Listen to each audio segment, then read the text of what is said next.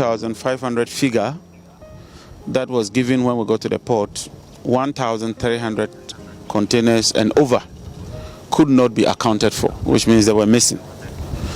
Let me put on record that these things have been happening since 2019. And as you can see for yourself, based on where we went, it's a syndicate that has been operating for some years now. As minister, I've taken a decision to break this syndicate. We would chase everybody, pursue every organization that has been operating this cartel.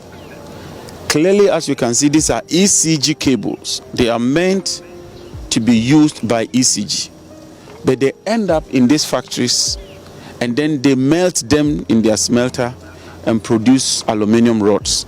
That is criminal. I've realized that some misguided element wants to play the NDC MPP politics. Let me assure them that is not going to work. As minister, I've sworn an oath, and it's my duty to ensure that the right thing is done. We would pursue them and ensure that the perpetrators are brought to book. We will do everything we can to trace these containers because they have serial numbers, they have manifest. And let me thank the port authorities and the Director General of the Ghana Ports for cooperating with us and providing us with information. And also to thank the general public. They have been providing the security agencies with information that has led to the arrest of these people. Where we are here, as you can see from behind, a lot of ECG cables stuck in this warehouse, and they've all bolted. Indians and Chinese people have run away. So far, some people have been arrested, and we would ensure that the law takes its course. Why we have this problem is because if you look at the records, and I have the report here, in 2014, ECG's planned procurement was 1.397 billion. By the end of the year, they procured 8.2 billion. And so they engage in frivolous over expenditure, procured items that they did not have money to clear, and that is what has brought us this far. The same with 2023. Their planned procurement was less than 1 billion. They ended up procuring 8.3 billion. That is more than 7.3 billion over and above what was approved for them. So if you look at the records, in 2022, they procured 1.3 billion. In 2023, they procured 8.3 billion. In 2024, they procured 8.2 billion. Way above what was approved for them, more than 700%. And so let me make it clear, those who think that they can engage in political football, those who think they can use this to try and equalize, it will not work. Since 2019, this crime is being perpetrated on the state. The then government slept on it.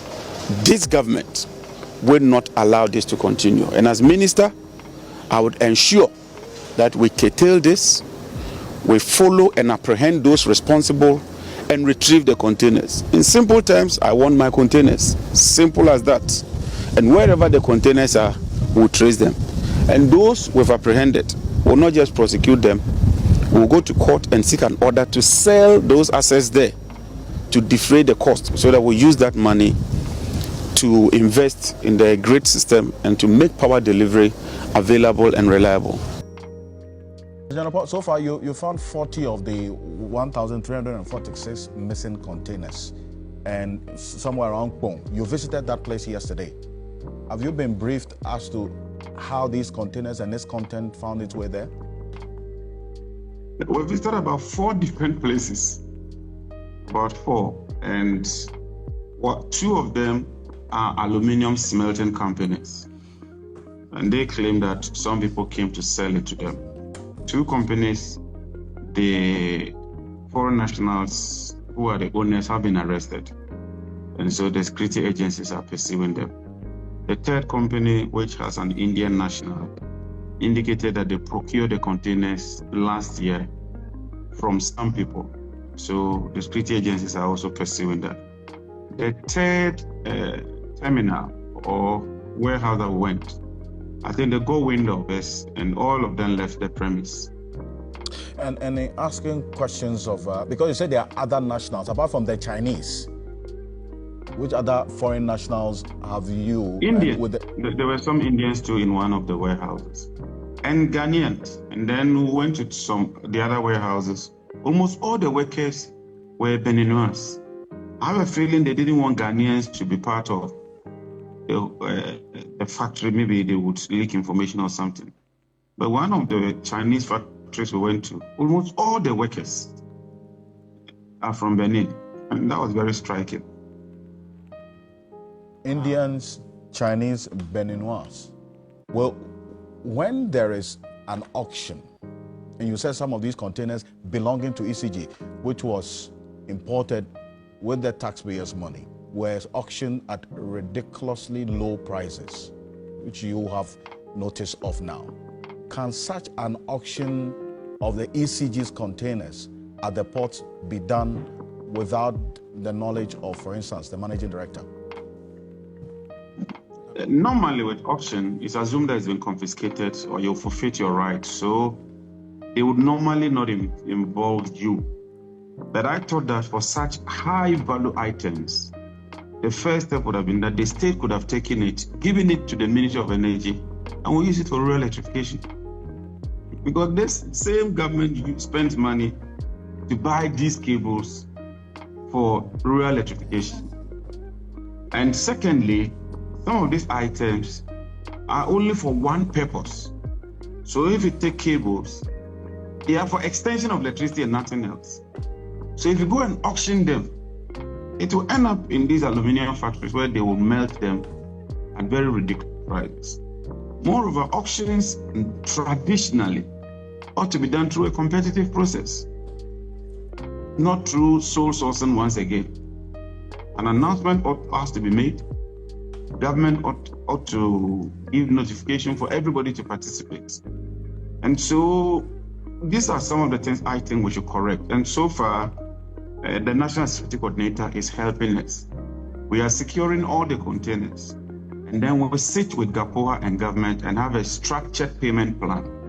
So that instead of the Ministry of Energy now awarding another contract to buy cables, why don't we take these cables and then apply our budget to pay for the duties and other related costs, and probably share the items with ECG, so that ECG can use some for their distribution network, and then the Ministry of Energy can also use some for rural electrification and extension of electrification, so that we don't need to even go and award contracts again, because that also comes with its cost whilst you are losing these items to these foreign nationals. How come containers at the ports, containers that have arrived, the bureaucracy at our ports, they say the containers are missing. Mr. Speaker, it is true that when these containers come, there is some connivance with some customs officials, and they sell these containers, these cables that ECG needs after the supplier has been paid. They sell the container and then people resell back to ECG. Are we pretending we don't know? Instead of us to pay attention and kill the rots, then we come here, then MPP, NDC, so now they say, oh, maybe it's happening under MPP, it's happening under NDC. No. An honorable minister, I know what you can do. If we can give you support to do it, you must adopt a posture, a non-partisan posture, and tackle the rots. But if we all want to approach it MPP, NDC, Mr. Speaker, it will remain. NDC will spend 4 years, 16 years, 20 years. The same thing will be there. They will come into opposition, and the same thing would arise again. Then the perpetrators will be there in the system. Mr. Speaker, today, Ghanaian businesses cannot sleep because there's a new government, whereas foreign businesses are surviving because their ambassadors will be protecting their businesses.